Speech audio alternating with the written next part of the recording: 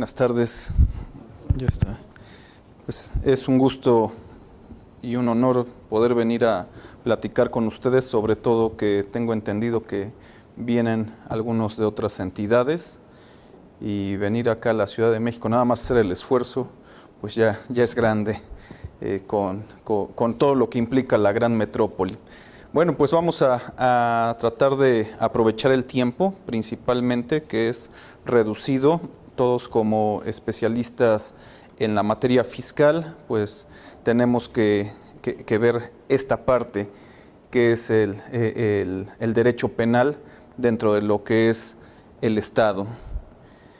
Como lo mencionaban, mi nombre es Alberto Centeno Mesa, voy a estar a cargo de esta charla y va a estar compuesta la misma por tres temas: el derecho penal, el tipo penal de defraudación fiscal, la estructura y su acreditación.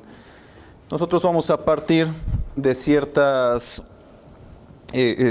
áreas conocidas para ustedes, como es el derecho, ¿sí? El derecho, dentro de la clasificación misma del derecho, que lo dividimos en público, privado, que ya casi no queda derecho privado, ya todo se ha vuelto derecho público, encontramos nosotros dentro del derecho público al derecho penal, ¿sí? El derecho penal como medio de control social. Ahora, en lo que es el Estado mexicano, que hemos visto que a partir del 10 de junio del año 2011, donde se dio este cambio de paradigma en el sistema constitucional y de convencionalidad, y donde principalmente se reconocen los derechos humanos, paradójicamente se establece perfectamente ahora el derecho penal contra el enemigo, o sea, los derechos penales de excepción. Y en esos derechos penales de excepción principalmente es en la materia fiscal, en la materia financiera, donde se ha incursionado, donde se ha buscado tener este control social a través del derecho penal. ¿Por qué motivo? Porque, bueno, ahorita como hacían una lectura, su servidor, soy maestro en Derecho Penal, eso dice mi título, y cuando me preguntan, oiga, ¿usted es especialista en Derecho Penal? Pues empiezo a sudar y me da nervios, contestar sí, o contestar que no. No puedo contestar que no, que sí, pues oiga, eso dice su título, pero como vemos el Derecho Penal, si digo sí, me van a decir, oiga, fíjese que hay unos delitos ambientales, no, bueno, eso sí no le sé. Oiga, pero fíjese que hay unos delitos electorales, no, eso no que es especialista en derecho penal. Entonces el derecho penal en expansión como tal está abarcando a todas las ramas. Está abarcando a todas las ramas para tener un control social. Y entonces, a pesar de que somos especialistas en derecho penal, tenemos que ir buscando y conociendo hacia dónde va esta expansión del derecho penal. Y por lo tanto, en el derecho penal se buscan las características por prever las sanciones en principio más graves. Dentro de la clasificación del derecho, tenemos el derecho público, el privado, los distintos derechos: constitucional, administrativo, laboral, ¿sí?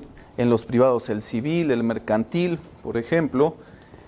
Pero en el derecho penal se depositan los bienes jurídicos de mayor valía para el Estado. Ahí es a donde los deposita el Estado, considera y dice, bueno, lo que va a ser parte del derecho penal lo tenemos que considerar como los bienes jurídicos más valiosos.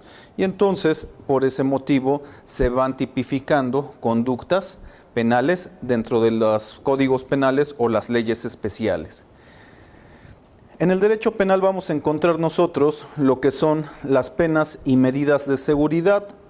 La pena, en el caso tradicional, como ese castigo o sufrimiento que debe sufrir una persona. En una justicia restaurativa, que es ahora característica del sistema penal acusatorio, esta pena como tal, pues se busca más que nada para reivindicar a una persona que cometió un delito. Y entonces por eso vemos, bajo el principio de mínima intervención del Estado, que estas penas, para determinados delitos, la política criminal, como en los delitos fiscales, en lo que se refiere a delitos de querella, pues finalmente lo que se busca es esa reivindicación del sujeto para que no vuelva a delinquir. El derecho penal se divide en derecho penal objetivo, donde encontramos el conjunto de normas penales en los códigos penales, en los delitos en particular, que es el segundo libro de los códigos, por ejemplo, el Código Penal Federal, los códigos penales de sus entidades federativas. Encontramos ahí el conjunto de normas que asignarán las bases y los tipos penales. Y tenemos el derecho penal subjetivo. Ese derecho penal subjetivo surge de la convencionalidad, del pacto social, de las teorías contractualistas, de decir, bueno, nosotros a través de lo que es la democracia formal y sustancial, pues vamos a determinar qué tipos penales se deben de incluir en estos conjuntos de normas. Y por lo tanto, como cedimos parte de nuestra libertad al Estado y le dimos esa facultad de castigar, ¿sí? ¿Cómo le cedimos esa facultad? A través del voto. Teóricamente, nosotros votamos por quien deseamos, ellos nos representan en los congresos, en los parlamentos, y a partir de ahí determinan si qué tipos penales se deben de incluir o no. Por eso es tan importante la democracia en los estados constitucionales democráticos de derecho, porque este ius puniendi se supone que a partir de ahí es a donde nosotros, con nuestra voluntad delegada, permitimos que decidan cuál va a ser el futuro de las normas penales. El derecho penal se divide en parte general. En las generalidades encontramos en el primer libro del Código Penal los principios y bases del derecho penal. Estas normas de carácter general dentro del Código Penal tienen la finalidad de limitar y de marcar la circunferencia de la aplicación de las normas penales, incluso para los delitos fiscales. Y es ahí a donde vamos a nosotros a regresar posteriormente a esta parte. La otra es la parte especial, donde encontramos los delitos en particular. Y, por ejemplo, los que ya tienen algunos años de ser abogados, pues cuando estudiamos hace 20 años Derecho, pues si queríamos saber cuáles eran los delitos, principalmente acudíamos al capítulo de delitos en particular. Las leyes especiales eran prácticamente muy reducidas. Ahora en la actualidad el derecho penal está diseminado en leyes especiales principalmente, como por ejemplo lo vemos con los delitos fiscales. Los delitos fiscales tenemos una parte especial y no nada más hay delitos fiscales dentro del Código Fiscal de la Federación. Encontramos diseminados delitos fiscales en otras leyes. Entonces, por ejemplo, el derecho penal pues ha estado en una constante expansión. ¿Y eso a qué nos ha llevado? A una diversidad. Por eso hacía yo mi comentario sobre la especialidad o el especialista en derecho penal. Pues creo que ahora nos estamos volviendo hiperespecializados, ¿no? Nada más de algunas cuestiones muy específicas. La ciencia del derecho penal, ¿qué es lo que busca? A través de la dogmática jurídico-penal que nosotros establezcamos y vayamos conociendo. Recordemos que como abogados nosotros nos basamos a través de hipótesis normativas, o sea, de lo que son los enunciados normativos, realizamos interpretación y a través de esa interpretación ordenada, sistematizada y adecuada para la aplicación de normas, lo que realizamos es un estudio del contenido interno normativo o la relación de las demás normas jurídico-penales con los demás fenómenos sociales. Y entonces, con la dogmática jurídico-penal, nosotros en el fenómeno social vamos incluyendo conductas que van aconteciendo. Por ejemplo, en 97 que se descubrió el genoma humano, que se descifró, mejor dicho, el genoma humano, pues acá en México no hablábamos ni nos interesaba hablar sobre bioética, ¿no? Realmente era irrelevante eso para nosotros. Ahora en la actualidad, hablar de bioética, renta de útero, maternidad subrogada, son temas que incluso entran dentro del derecho penal. ¿Por qué? Por la permisión que se le puede dar a la tecnología de que aplique o no aplique la ciencia en algunos modelos, y por lo tanto la misma ciencia del derecho penal tiene, a través de la dogmática jurídica que se deposita en la parte general de los códigos penales, podemos nosotros realizar esa circunferencia de lo que se puede hacer y de lo que no se puede hacer con el derecho penal. El derecho penal, a ver, espérenme, sí. En el derecho penal se busca, en el caso de las leyes especiales, tenemos lo que es el querellante a través del Servicio de Administración Tributaria, que es el que va a excitar, a echar a andar al órgano prosecutor, o sea, al órgano, al Poder Ejecutivo. ¿Con qué finalidad? Con la investigación de delitos, ¿sí? Y bajo la división de poderes, el órgano sancionador, en un estado de legalidad, en un estado constitucional democrático de derecho, donde la división de poderes principalmente es la máxima expresión y el respeto a los derechos humanos, un poder distinto que nos investiga, a un poder judicial distinto que va a ser el que nos va a sancionar, a través de un estado que, en este caso, en una calidad de subordinación o de coordinación con el órgano prosecutor, va a llegar ¿a qué? A que el Estado nos busque realizar una investigación. En este caso, de acuerdo al artículo 21 constitucional, con la institución del agente del Ministerio Público. ¿Cuáles son los temas relacionados en el derecho penal moderno? Bueno, en el derecho penal moderno hemos hablado que el derecho penal está en expansión.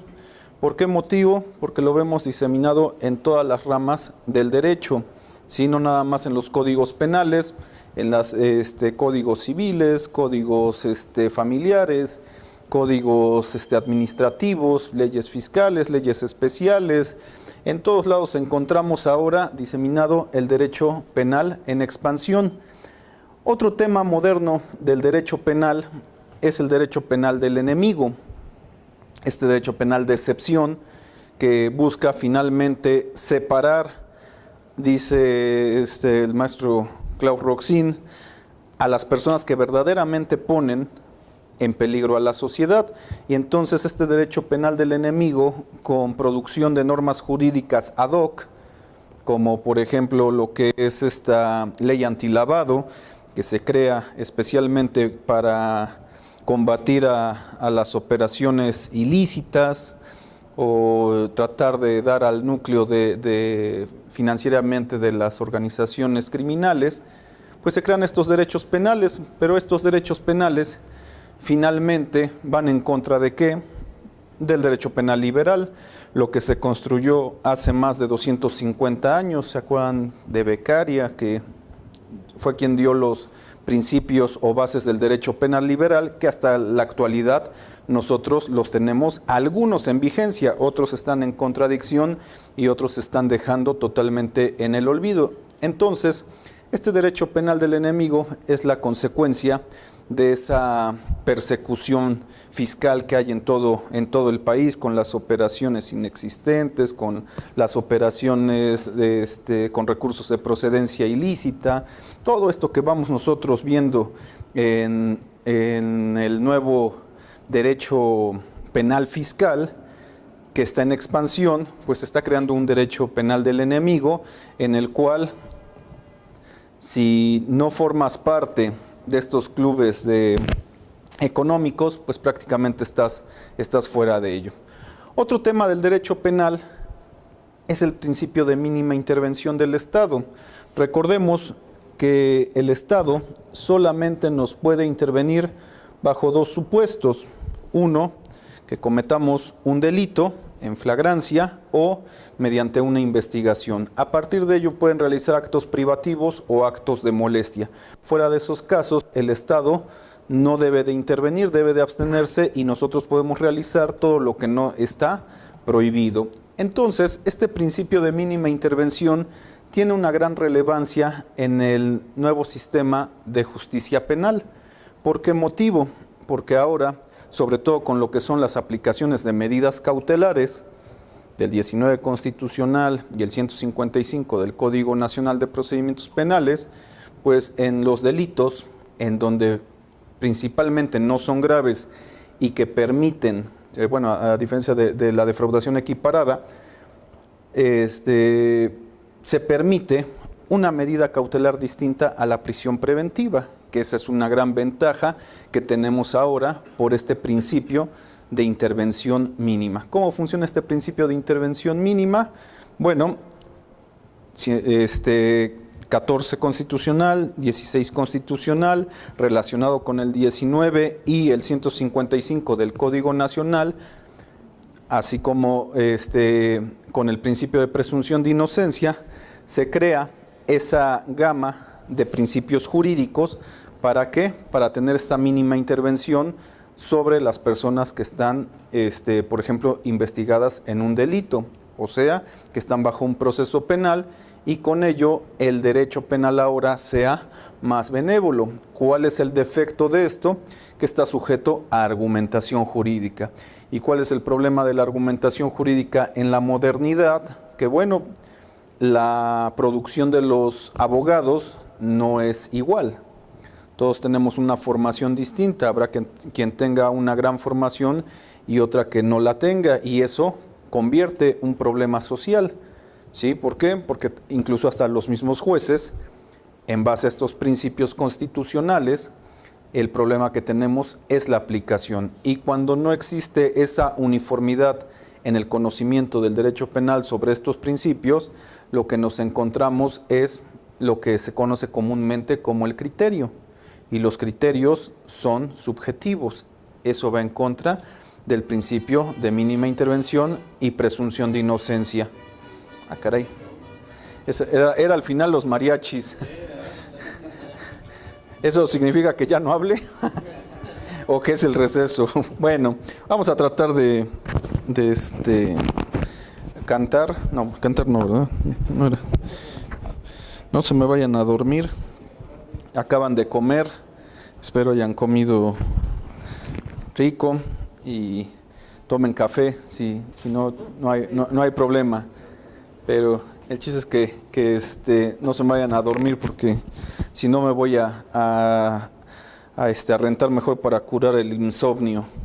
Si se están durmiendo, entonces ahí hay cafecito, ahí hay todo, ¿eh? Yo entiendo que comimos ahorita y es un poquito complicado por la digestión. Bueno, entonces estábamos hablando de estos principios que ahora se encuentran dentro del derecho penal.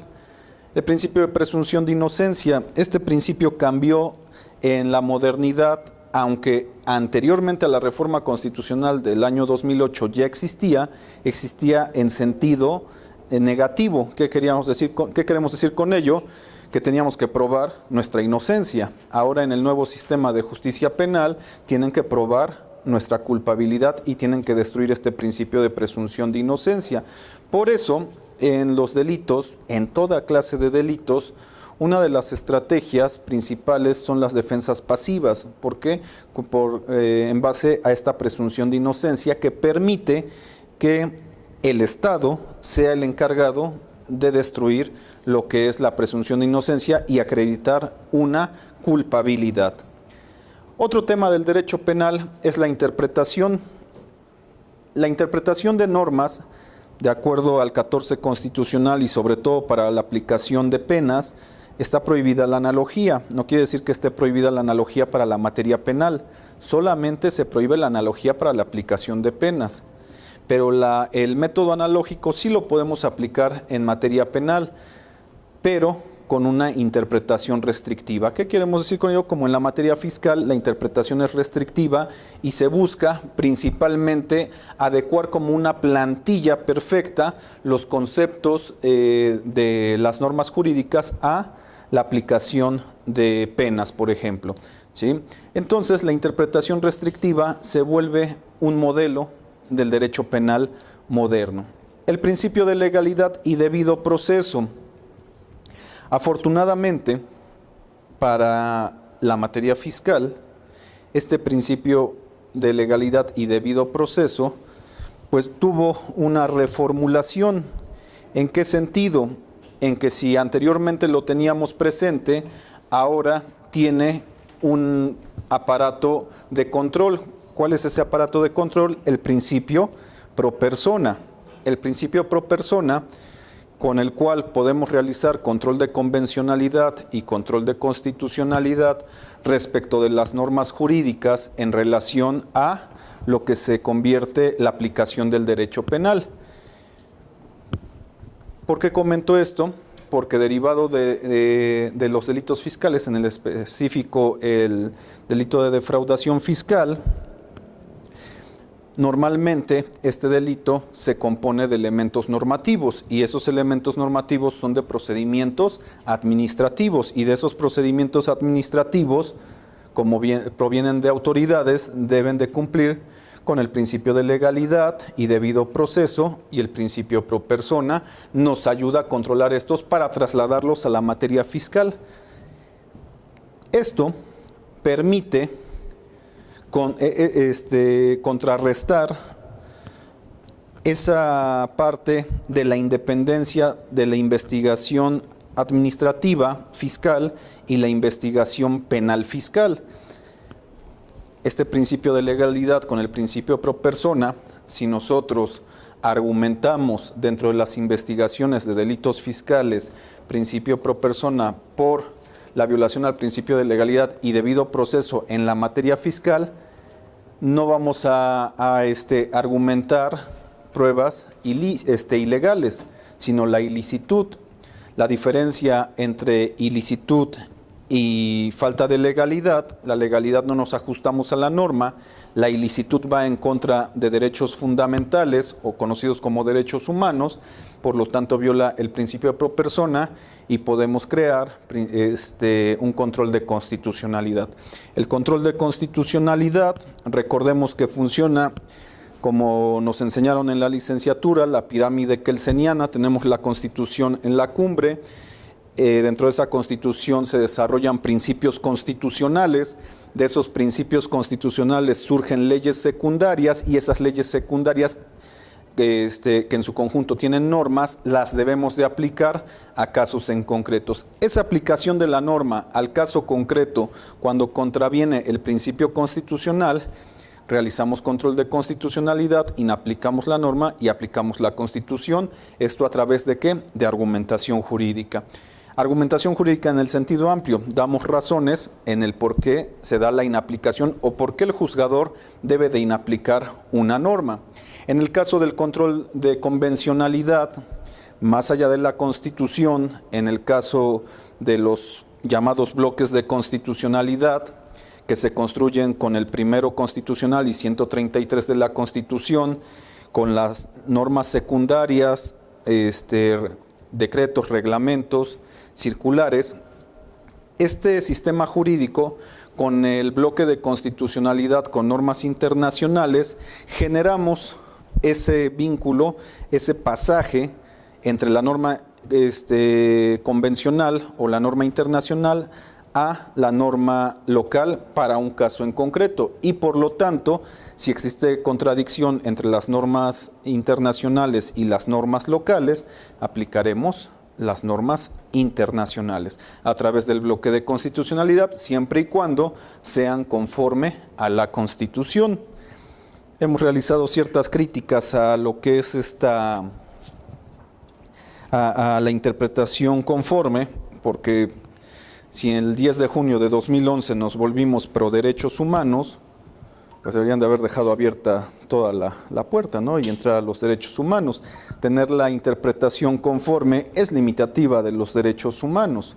La idea es llegar, como dice Ferrajoli, ¿no?, a una constitución global, a una gama de derechos humanos, en donde entren todos los derechos humanos y no estén limitados, en el caso mexicano, por la propia Constitución.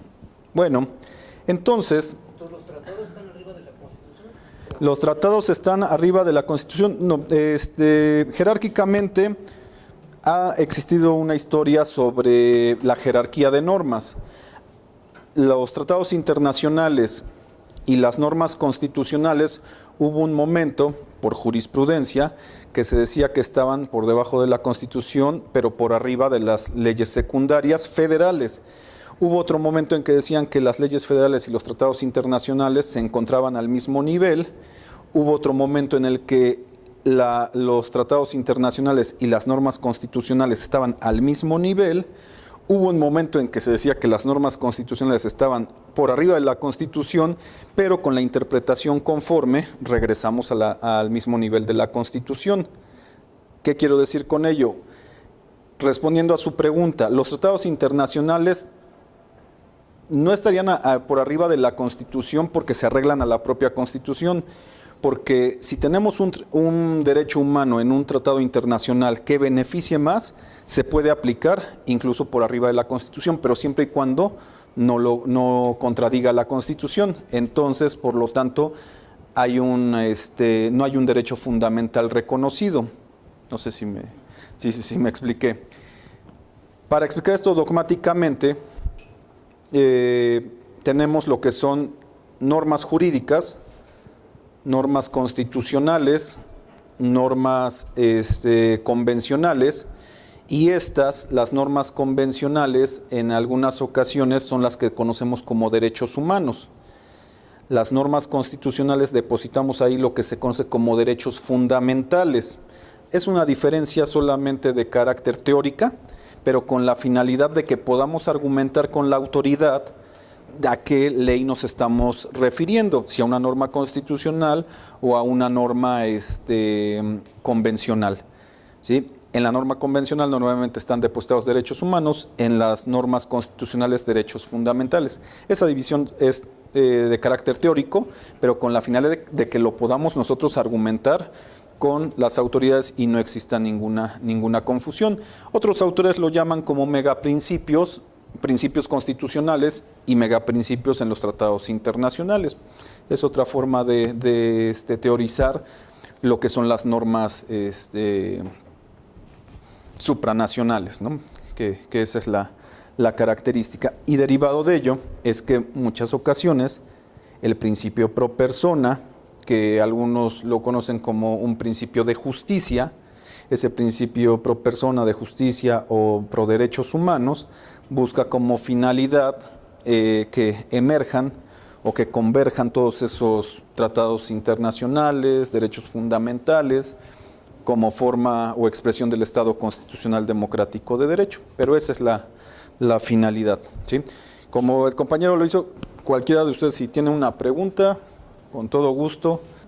Bueno, como lo comenta el compañero, el principio de intervención mínima y el principio pro persona, si nosotros los graficamos, esto es una balanza, acá tenemos una balanza, un principio constitucional, otro principio constitucional.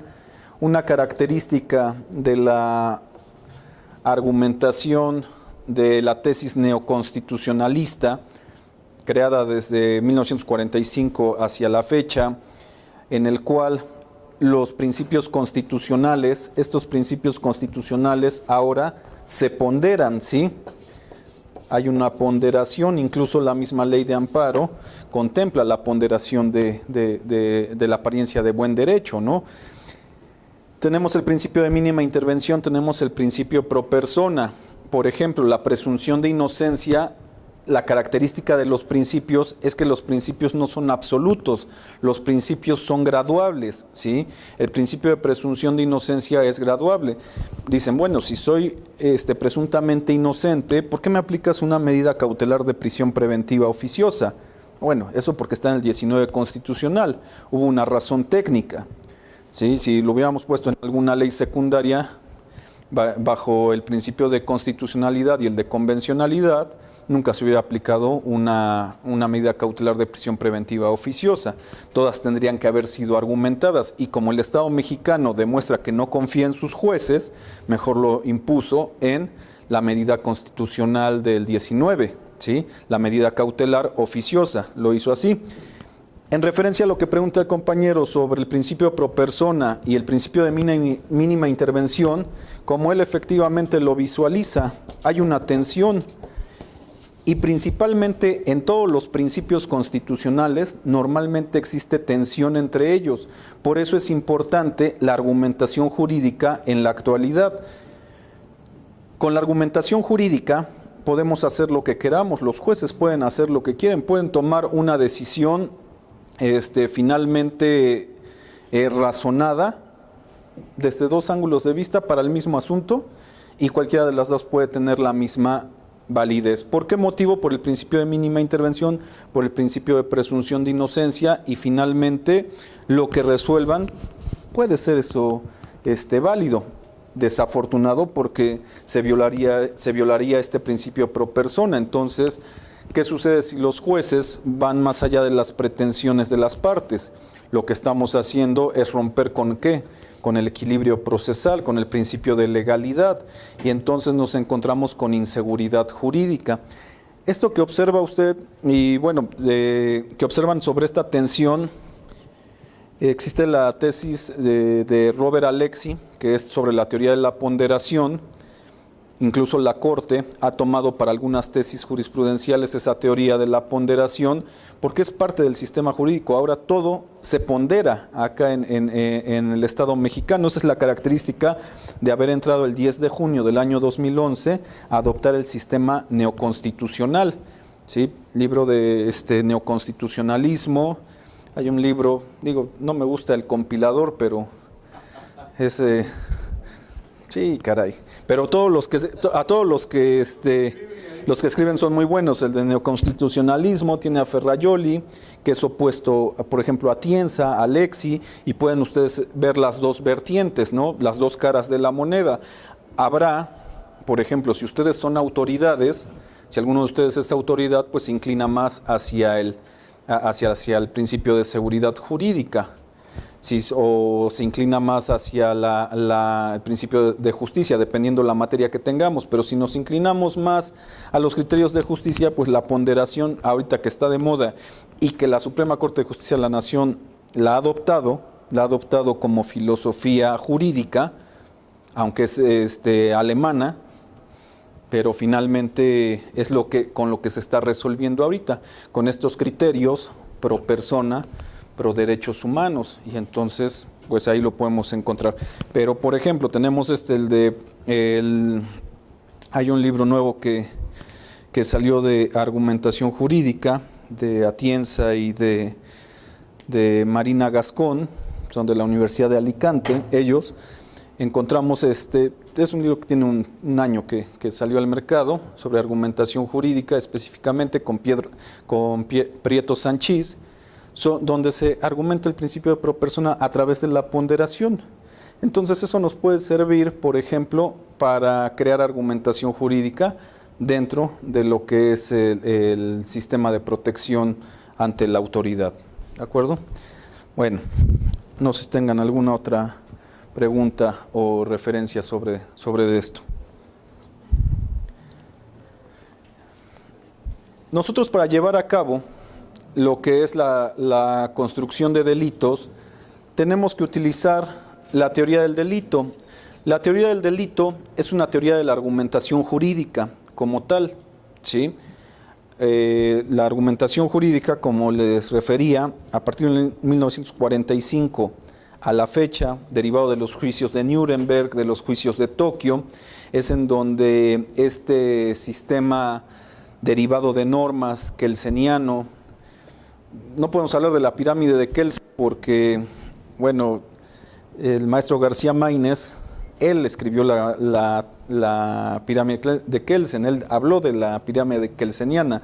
El Círculo de Viena, cuando habla uno con los seguidores de ese círculo y los latinos hablamos con ellos, dicen, es que Kelsen nunca habló sobre una pirámide, habló sobre la forma derivada de las normas. Y ustedes los latinos hablan mucho de una pirámide de Kelsen. Es que lo estudiamos en el libro del maestro García Maínez. Bueno, lo que hizo el maestro García Maínez fue graficar y desarrollar la teoría de Kelsen, ¿sí?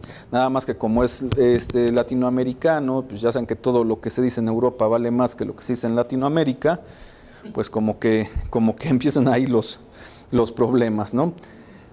La teoría del delito es una teoría de la argumentación jurídica, ¿sí? La teoría del delito estudia las características comunes que debe tener cualquier conducta, una acción o omisión para ser considerada como delito. Eso lo dice Francisco Muñoz Conde, apenas murió hace como 2 años, español, el libro de Derecho Penal, parte general, recomendable.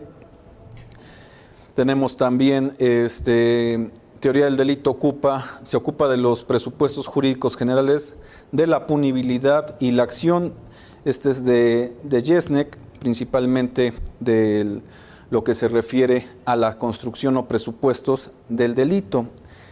Finalmente, la teoría del delito es una construcción jurídica, es una construcción silogística, es todavía la esencia que tenemos o que permanece de cuando estudiamos derecho, es lo que más se acerca a la seguridad jurídica en la actualidad. Los tipos penales o los tipos administrativos son los que más tienen esa cercanía con el principio de legalidad que tan abandonado está en la actualidad. Ahora, con las facultades discrecionales, con todas estas facultades que tienen las autoridades administrativas, y no se diga las facultades discrecionales de la autoridad judicial, pues nosotros como abogados ya no podemos decirle a la gente, con esta documentación le aseguro que va a pasar esto. Híjole, ya es de miedo, ¿no? Porque pueden sacar un criterio de justicia, inventarse una jurisprudencia, crear algún tipo de cuestión, y pues ¿sabes qué? Siempre no. Porque por el principio pro persona vamos a aplicar esto, contrario, y entonces alejados de la seguridad jurídica. En el campo de la teoría del delito, en el derecho penal, esta es una de las grandes ventajas que tenemos, que podemos conservar esos principios de seguridad jurídica aún. ¿Cómo? A través de la utilidad de la teoría del delito, porque sirve para interpretar cualquier delito de la parte especial o leyes especiales penales. En el caso del delito de defraudación fiscal, nosotros utilizamos a la teoría del delito para la construcción o no construcción. Normalmente, cuando pasamos de la materia fiscal, cuando realizan, por ejemplo, su dictamen técnico para darle vista y formular querella ante el agente del Ministerio Público y seguir así un delito de defraudación fiscal, bueno, hasta ahí ya estamos súper alarmados, sí, desde luego, por todas las implicaciones económicas que va a significar, pero llegando a la materia penal, pues nos arriesgamos siempre a las sanciones más severas, como son las prisiones. Por lo tanto, la ventaja que tenemos es que la teoría del delito finalmente sigue funcionando como se ha ido construyendo a través de una teoría analítica, o sea, desarticulamos el tipo penal, tratamos de subsumirlo a la norma, y si se satisfacen los elementos tenemos un delito, y si no, no. Sí. Es decir, dogmática jurídico-penal total. Dogmática jurídico-penal, esa es la gran ventaja. Esa es la gran ventaja que tenemos cuando pasamos de la materia fiscal a la materia penal fiscal, con los delitos fiscales. A pesar de que existe posibilidad de tener resultados incluso contradictorios, a pesar de que la gran ventaja que tenemos en la materia penal es que tenemos siempre la acreditación del dolo, de elementos subjetivos del tipo penal. Y esos elementos subjetivos del tipo penal debemos de observar si derivan de obligaciones que son incumplidas, que se convierten en un ilícito administrativo, o si se convierte en un ilícito penal, como por ejemplo los informes o datos falsos dados a una autoridad fiscal del 110 del Código Fiscal de la Federación, y que no nos reconocen el domicilio fiscal, y no nos reconocen el domicilio fiscal, le dan vista al agente del Ministerio Público. Estamos alarmados con el agente del Ministerio Público porque, pues como no nos los reconocieron, dice el agente del Ministerio Público con su querella que finalmente le brindamos datos falsos. Bueno, de primera impresión y ni de segunda acontece ello, porque entonces acudimos a la teoría del delito para interpretar lo que significa la falsedad en materia penal. Una cosa es que no cumplimos con los requisitos administrativos de la parte fiscal, que por ejemplo, que reúna los requisitos para tener como válido un domicilio fiscal, a que hubiéramos presentado datos o documentos falsos de un domicilio inexistente. Y entonces tenemos una segunda ventaja. Esa segunda ventaja, por ejemplo, en el domicilio fiscal, cuando se determina por parte de la agente del Ministerio Público el no ejercicio de la acción penal, de eso sacamos copia y lo regresamos a la materia fiscal. Y entonces le decimos a la autoridad fiscal, mira, no hay dolo, no hay engaño, no hay falsedad. Por lo tanto, lo que estoy incumpliendo es con una norma administrativa. Con eso, a través de la teoría del delito. ¿Sí? Eso es a través de la teoría del delito, como dogmática penal. No quiere decir que por subsunción, que por aplicación automática, lleguemos al punto de que, bueno, pues como ya lo dijo la autoridad fiscal, que no, que nos dio datos falsos sobre este domicilio, pues lo tenemos como cierto. No. Todavía es sujeto a verificación. ¿Por qué? Porque son elementos normativos. Esos elementos normativos tenemos que verificar los elementos normativos, objetivos y subjetivos del tipo penal, que en algún momento se tienen como plantilla que tener perfectamente acreditados, porque en caso de duda aplicamos derecho penal liberal, en caso de duda aplicamos principio in dubio pro reo, o sea, lo que más le beneficie, ¿no?, a la persona. Entonces, esa es la gran ventaja que tenemos aún con el derecho penal como contención del derecho penal fiscal. Con la teoría del delito se busca evitar la arbitrariedad de las autoridades del sistema de justicia penal. La teoría del delito, tanto para los que vengan del norte, los que somos del centro del país, los que son del sureste del país, es exactamente la misma fórmula. La interpretación puede ser distinta. ¿Qué quiero decir con ello? Han existido distintas corrientes de la teoría del delito, son teorías, pero finalmente la teoría del tipo ha descansado en tres elementos: objetivos, subjetivos y normativos, y eso los recorremos todos como plantilla. Los elementos del cuerpo del delito, como estructura general, también los debemos de satisfacer de forma precisa, y tenemos esa gran ventaja, que si no se acredita un elemento positivo, tenemos por acreditado un elemento negativo. Ahorita lo vamos a ver cómo lo vamos a ir construyendo. Características o elementos del delito: tenemos la conducta, que esta conducta sea típica, antijurídica o culpable. Estos son los elementos comunes a todos los delitos. Todos los delitos de cualquier naturaleza, electorales, fiscales, ambientales, de los que se encuentran dentro de los códigos penales, todos tienen estas características generales de los delitos. Una conducta, incluso los alemanes en la actualidad dicen que el elemento conducta ya ni siquiera es elemento, ya no es elemento, en realidad solamente se ha analizado la conducta por, ¿se acuerdan de un elemento negativo? La fuerza mayor irresistible. ¿Sí? Bueno, ese elemento, nada más dicen que por eso se sigue utilizando el elemento conducta, pero la fuerza irresistible incluso ya luego la están utilizando dentro de dentro de la tipicidad. ¿Por qué? Porque no hay voluntad, ¿no? Pero bueno, nosotros en la actualidad seguimos analizando incluso desde la conducta. ¿Por qué? Porque a partir de la conducta se da la imputación objetiva. ¿Qué es la imputación objetiva? La atribución de una conducta delictiva a una persona. Estas teorías de la imputación objetiva las desarrolla Klaus Roxin, ¿sí? Klaus Roxin, que seguido viene acá a México y que parece estrella de rock cuando viene acá, porque todos nos queremos sacar fotos con él, incluido su servidor. Es quien ha desarrollado teoría de la imputación objetiva. Klaus Roxin tiene un libro de teoría del tipo penal. Si les interesa entrar a su teoría del tipo penal de Klaus Roxin y teoría de la imputación objetiva. de Klaus Roxin. Son principalmente sus aportaciones del derecho penal a nivel mundial, y México las ha adoptado perfectamente, por ejemplo, en los delitos de peligro, ¿sí? En los delitos de peligro abstracto. En ese tipo de delitos es a donde vemos nosotros la teoría de Klaus Roxin. Bueno, entonces mencionábamos una conducta típica, antijurídica y culpable. Son características o elementos de todos los delitos. Todos los delitos en general las manejan o las llevan en su estructura.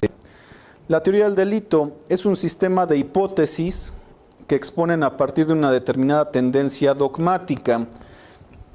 ¿Se acuerdan cuando estudiamos en la licenciatura que nuestros maestros de Derecho Penal nos hablaron de la escuela causalista, de la escuela funcionalista, de la escuela del finalismo, de la escuela lógico-matemática, que es mexicana, que eso es lo más pues padre de esto, ¿no? Cuando va uno a algún otro país y escucha uno las teorías del delito penal, pues los mexicanos, gracias a la doctora Olga Islas y Elpidio, ¿cómo se llamaban? Ay, se me van sus nombres, de su teoría del modelo lógico matemático como teoría del delito, que finalmente, pues como toda teoría, tienen fallas, ¿sí? ¿Por qué tienen fallas las teorías del delito, las teorías de la interpretación? Sencillo de responder, porque son para humanos y los humanos siempre somos impredecibles y no somos calculables, ¿sí? Esa es la característica del ser humano por la que no podemos tener una teoría del delito que nos resuelva el problema del delito o el problema de la argumentación jurídica. Sí, compañero. Sí. De hecho, el doctor es maestro René González de la Vega, en la maestría de Derecho Penal ahí en INACIPE, se convierte en un duro crítico de Roxin e incluso escribe un libro de Paseo por el Infierno con Klaus Roxin, y justamente señala que, bueno, a todos nos formaron dentro de la dogmática jurídico-penal y a través de los elementos del tipo penal. Y él pues hace un planteamiento respecto de esto y lo señala como pernicioso, justamente como dice usted, licenciado, porque es para humanos, ¿no? Y tiene fallas. Y él pone un caso, ¿no? Por ejemplo, que ese cuadro azul sea un jardín, un parque, en el que está prohibido, bueno, que es un tipo penal el ingresar con un vehículo. Y dice, ¿qué sucede si entra una ambulancia? ¿Qué sucede si entra un automóvil y entra una bicicleta? Aparentemente, a la vista de todos, pues ya cayó en el tema de tipo penal, de acuerdo a la dogmática jurídica, que es la forma en que nos hicieron abogados. Sin embargo, pues bueno, ya como en esas clases iban muchos ministerios públicos a tomar esa ponencia, bueno, las clases ahí en la maestría, y él decía que, pues bueno, que para el caso de la ambulancia todos estaban viendo una causal de excepción, ¿no? Y como es el estado de necesidad, porque pues iba por una persona herida. El del vehículo, el del coche, pues no tenía salvación. Sin embargo, todos los ministerios públicos que estén aquí, seguramente, dice, ya los veo interpretando que el concepto vehículo, y van a buscar en el Wikipedia y por todos lados, que la bicicleta es un vehículo y lo van a multar, cuando la razón efectiva de la norma pues es precisamente que no se contamine a quienes están allí en ese parque. Y dice, ese es uno de las consecuencias y errores de los excesos que tiene el ejercicio de la dogmática jurídico-penal. Ok. Entonces, fíjese que, bueno, hace 2 meses me encontraba yo en Alemania tomando un curso en la Universidad de Göttingen, en Alemania, con el maestro Roxin, con Jacobs. Tomamos un curso sobre dogmática penal. Y pues obviamente la influencia para Latinoamérica de sus teorías ha sido que las hemos abrazado totalmente. Las teorías de la argumentación, por ejemplo, de Atienza o también del alemán Robert Alexi, siempre por tradición los alemanes han tenido esa característica de aportar al derecho por su historia bélica de la Segunda Guerra Mundial. Pero hay una característica en la formación de abogados alemanes que por eso cuando empecé mi exposición hablaba yo sobre la diferencia, ¿no? Ustedes son personas que están preocupados por capacitarse y están el jueves, viernes y mañana sábado invirtiendo su tiempo, que a lo mejor alguien más no lo hace, ¿no? No lo hace y prefiere, a lo mejor en lugar de venirse 3 días a la Ciudad de México, pues prefieren irse 3 días a Cancún o a algún otro lugar, ¿no? que estar acá. ¿Y qué hacen ustedes? Invierten su tiempo. Pero ¿cuál es el defecto de las teorías alemanas en Latinoamérica? En primer lugar, la formación de los juristas. Los juristas alemanes, todos los programas de licenciatura, todos son iguales. O sea, no es como los del norte del país, los del centro, los de la ciudad, los de la universidad pública, la de privada, no. Todos los programas para ser licenciado en Derecho son estrictamente iguales. Por lo tanto, están estandarizados. Cuando terminan la carrera, tienen la obligación, como en nuestro país los médicos, hacer su servicio social 1 año. Ahí tienen que hacer su servicio social 1 año o su práctica judicial en el Poder Judicial y en la Fiscalía. Es obligatorio ser fiscal y ser juez, terminando la carrera. ¿Eso que nos da? Una visión. O sea, imagínense todos los que somos abogados haber sido jueces y ministerios públicos. Después de cumplir con esa fase, te puedes dedicar a lo que quieras. Te puedes dedicar a la fiscalía, te puedes dedicar a la judicatura o te puedes dedicar al ejercicio libre. Pero cualquiera de las 3 ya las conoces, ¿sí? En cambio, en nuestro país, pues la formación de abogados es muy desigual. Podemos encontrar planes de estudios muy ambiciosos, como también podemos encontrar escuelas con planes de estudios muy ambiciosos, pero muy lejanos de la realidad. Y entonces, por ejemplo, con el Código Nacional de Procedimientos Penales, que es una ley nacional aplicable en todo el país, si vamos a un estado distinto, aunque utilizamos la misma ley, se aplica de forma distinta en otro estado. Incluso dentro del mismo estado, en las regiones judiciales, se aplica de forma distinta. ¿Por qué? Porque la formación de los jueces es totalmente distinta. Entonces, en nuestro país, por ejemplo, a diferencia de los alemanes, pues es la desigualdad la que no permite que permeen sus teorías. Ahora bien, como le hacían una pregunta a Jacob sobre lo que era esta responsabilidad objetiva, decían, bueno, pero es que hablaba una persona de Brasil, dice, en relación a la corrupción, no, es que nosotros no estamos pensando en plan de corrupción, nosotros estamos pensando nada más desde el punto de vista dogmático. Y entonces pues, nos quedamos todos, bueno, es que el problema de Latinoamérica, pues tenemos un problema de corrupción muy grande y entonces, además de la dogmática, tenemos que cuidar qué hacen las autoridades, que ese es otro de los problemas a los que nos enfrentamos. Entonces, por eso las teorías alemanas, por ejemplo, en el caso del funcionalismo de Roxin, en el funcionalismo de Jacobs, pues ellos dicen, vamos a dejar esto, ya es viejo, la dogmática jurídica, vamos nada más a los hechos, vamos a valorar si se afectó al bien jurídico tutelado o no se afectó al bien jurídico tutelado y lo sancionamos. Ah, muy bien, muy bien. ¿Por qué? Porque hay confianza en los jueces. Por eso pueden avanzar a una teoría funcionalista. Hay un caso muy de moda alemán incluso hizo una conferencia Klaus Roxin acá en el INACIPE, se llama Se puede justificar la tortura, es un librito pequeñito ahí de edición de INACIPE, pero sucedió también en Alemania en el año 2015, creo, 2014, donde un estudiante de Derecho secuestró a un niño. Lo descubrieron que él cometió el secuestro, pero no quería revelar dónde se encontraba el niño lo había dejado en el bosque, y pues la policía quería que revelara el lugar, porque el niño sin comida y sin abrigo, las temperaturas alemanas, hasta en el verano son cruciales, la gente muere en el campo. Entonces, la policía dijo que le iba a infringir tortura moderada, realizan un acta, la policía, le vamos a infringir tortura moderada para que nos revele el paradero del menor. Entonces, al notificarle eso por escrito, el sujeto dice, el niño está en tal lugar. Van, ya estaba muerto, pero lo encuentran. En nuestro sistema jurídico mexicano, ¿qué significaría eso? Pues hay una violación a derechos humanos, ¿no? Totalmente.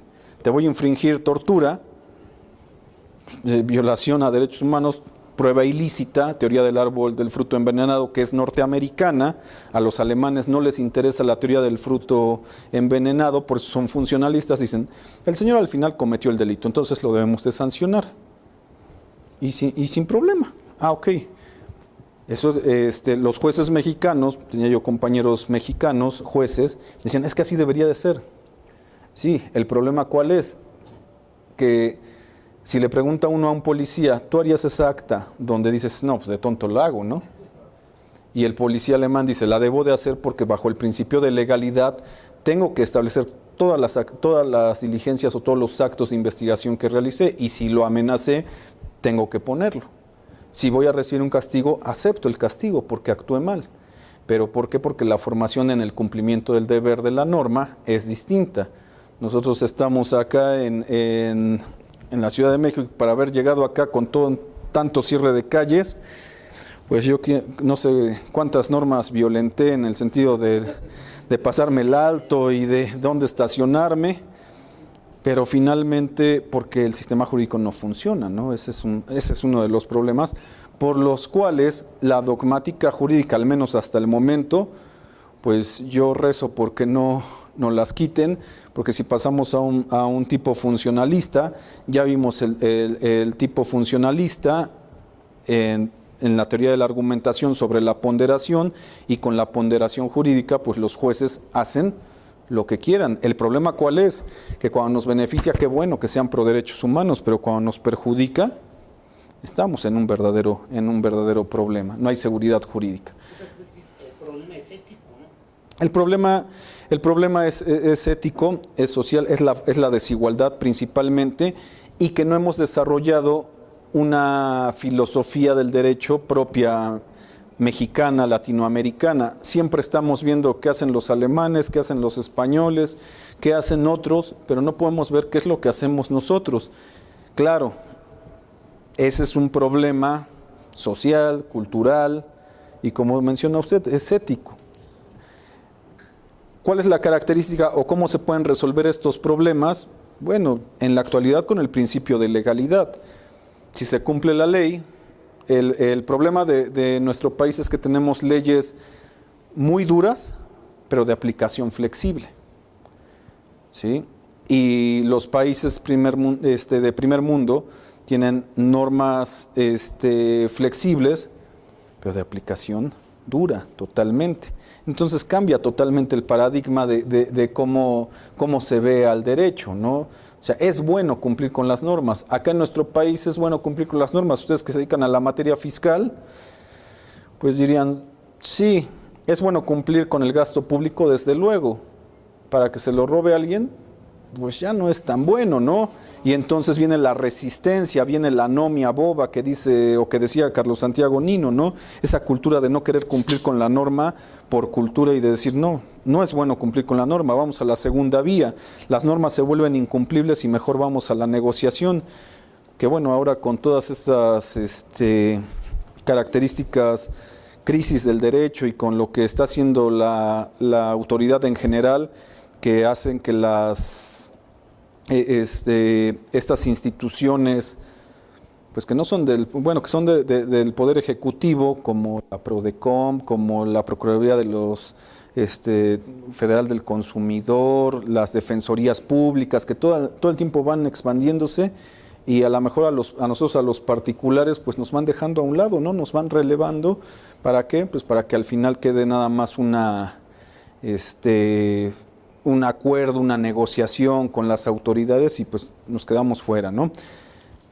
Si conservamos nosotros el sistema de argumentación dogmático, tenemos la ventaja de especificar y de llegar a la certeza jurídica, o sea, al principio de seguridad jurídica.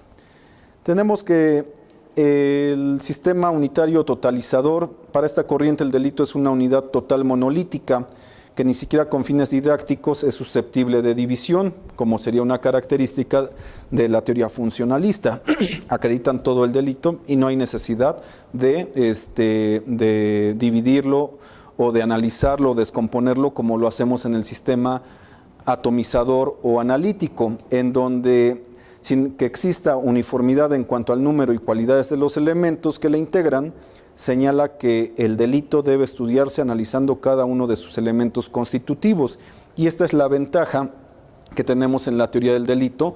¿Para qué? Para reunir todos estos elementos del tipo penal, elementos del cuerpo del delito, para así especificar si se ha cometido o no se ha cometido una conducta delictiva. Para eso tenemos que analizar lo que son los presupuestos del delito. Y los presupuestos del delito son los antecedentes jurídicos necesarios para la realización de la conducta o hecho descrito por el tipo penal de cuya existencia depende el delito.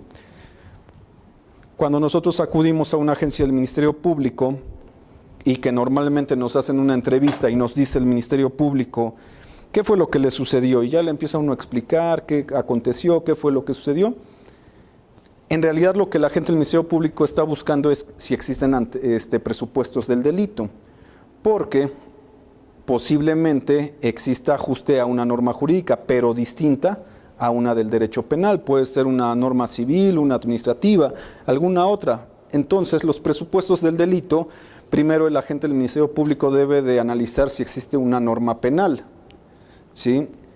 En el caso, por ejemplo, ya saben, cuando terminó uno la carrera de Derecho, que se vuelve un abogado de los amigos o de los familiares y que los primeros asuntos son ir a sacar del juez calificador a los amigos que tomaron más copas el fin de semana. Bueno, pero pues no falta que nos digan, oiga, fíjese que llegó mi vecina que tiene una cocina económica igual que yo y pues me aventó tierra negra en mi negocio y bailó vudú y sacó un muñequito y pues me va a hacer brujería, ¿no? La metemos a la cárcel, presupuesto del delito, no la podemos meter a la cárcel porque no hay una norma penal que tipifique esa conducta. Entonces, un presupuesto del delito es que exista norma penal. En segundo lugar, que existan sujetos.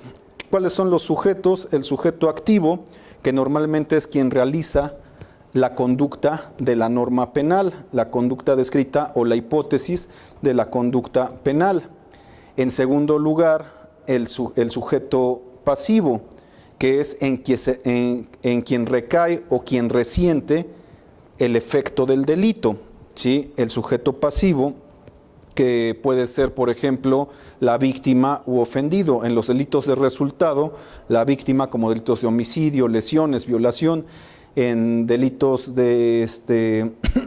formales, en el caso de los delitos fiscales, la víctima, pues el ofendido se vuelve la Secretaría de Hacienda, por ejemplo, el sistema de administración tributaria.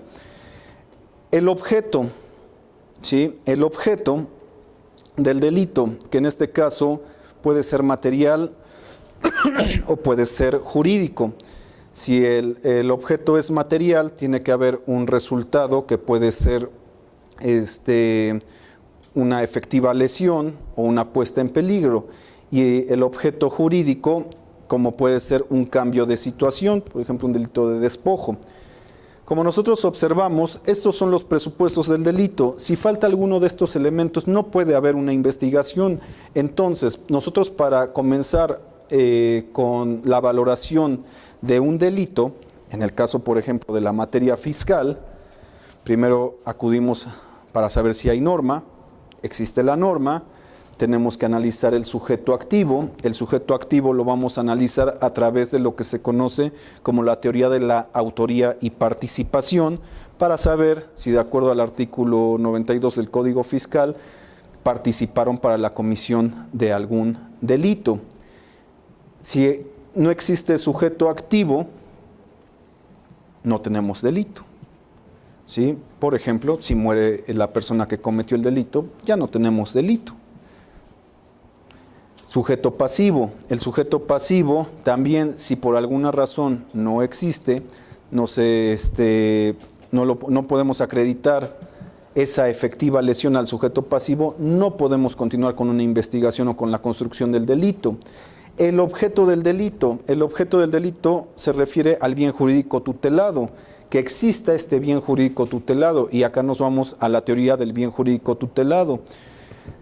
Si son delitos de resultado o son delitos de peligro abstracto. ¿Cuáles son esos delitos de peligro abstracto? Por ejemplo, como esto del 110 del Código Fiscal de la Federación, es un delito de peligro abstracto en el cual nos dice que si le dimos informes falsos o no avisamos y dimos el cambio de domicilio y no nos puede ubicar la autoridad fiscal, bueno, son delitos de peligro abstracto porque no hay en sí una víctima en donde se resienta el efecto del delito y por lo tanto encontramos la justificación o no justificación. Cuando nosotros entramos al objeto del delito, es la finalidad de determinar si se cumple o no se cumple con esto. Si tenemos reunidos estos tres elementos, norma penal, sujetos y objeto, tenemos acreditados los presupuestos del delito y por lo tanto podemos avanzar a lo que es los elementos del cuerpo del delito. Entonces decíamos que el objeto del delito, cuando hablamos que el objeto es material, es sobre qué cosa o quién recae el delito. El objeto jurídico se divide en daño o en puesta en peligro. ¿De qué? Del bien jurídico tutelado. Entonces, acá nosotros podemos diferenciar este objeto del delito. En un objeto material, por ejemplo, la puesta en peligro o el daño sobre la cosa, en el caso de un delito fiscal, cuando se afecta a la hacienda pública, ¿sobre qué cae? Sobre, por ejemplo, las contribuciones, ¿no? Las contribuciones omitidas, en el caso del delito de defraudación fiscal. ¿Sobre quién recae el delito? En realidad el objeto es material, porque recae sobre las contribuciones. ¿El objeto puede ser jurídico? Sí, porque hay un daño en ese perjuicio que se le ocasionó a la hacienda pública de no poder recaudar esas contribuciones que deseaba ingresar a sus arcas. Por lo tanto, los presupuestos del delito son generales, comunes a todos los delitos. Por eso de aquí surge esas teorías de defraudación, delito de defraudación fiscal y delito de defraudación fiscal equiparada. Por técnica jurídica se toman tipos penales base, la Corte ha dicho que no, que se deben de estudiar totalmente distintos, pero esa es la finalidad, ¿sí? Si tenemos nosotros presupuestos generales comunes a todos los delitos o presupuestos del delito especiales exclusivos a cada uno. ¿Por qué motivo?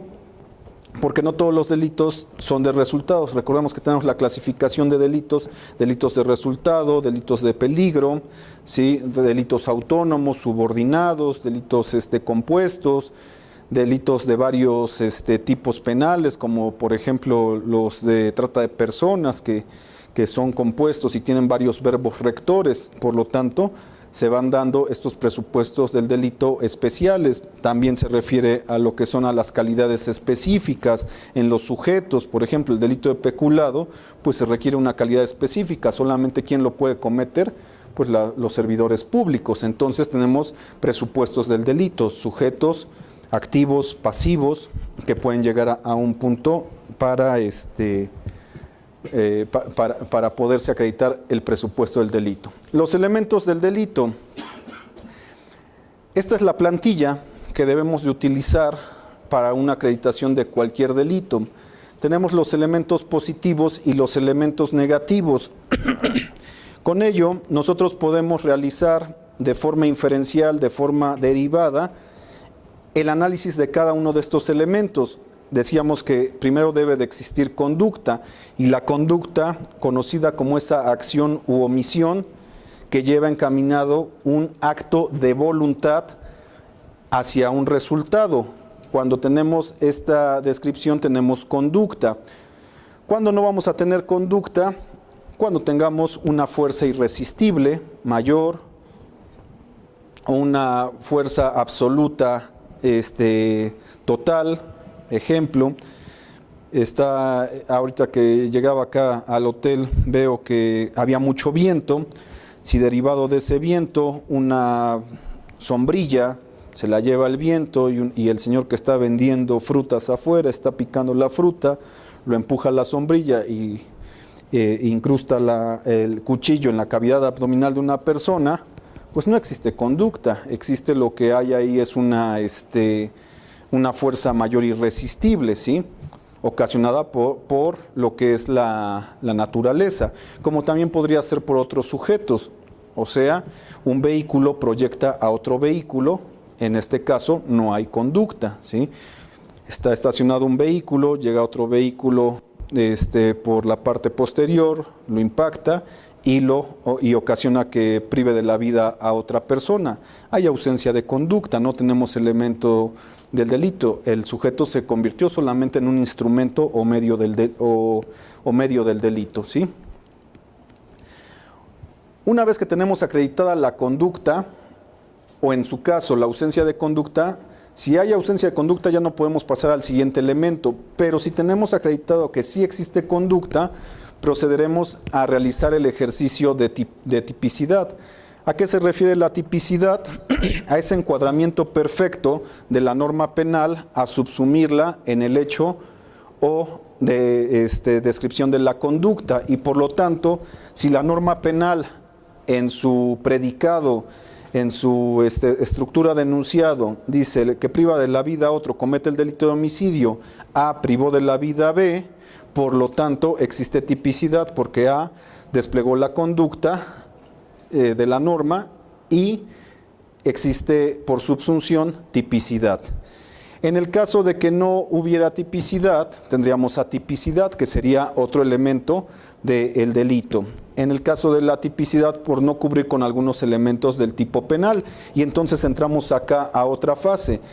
La tipicidad es diferente al tipo. ¿Qué quiero decir con ello? La tipicidad es el encuadramiento perfecto de la norma al hecho, pero la norma tenemos también que desarticularla y entramos a la teoría del tipo penal. La teoría del tipo penal, que se compone por elementos objetivos, elementos normativos y elementos subjetivos, vamos a desarticular cada uno de ellos para que se pueda dar la tipicidad. Más adelante vamos a ver en qué consiste cada uno de ellos. El elemento objetivo, que es una descripción apreciable por nuestros sentidos. El elemento normativo, que significa una abstracción de la norma. Por ejemplo, la característica de contribuyente, ese es un elemento normativo, tener la calidad de contribuyente, por ejemplo, ¿sí? O un elemento subjetivo. El elemento subjetivo general para todos los delitos es el dolo o la culpa. El elemento subjetivo especial, por ejemplo, en el delito de defraudación fiscal, pues es el engaño, aprovecharse del error, de la autoridad, ¿sí? En esos casos nosotros vamos observando esos elementos subjetivos. La antijuridicidad.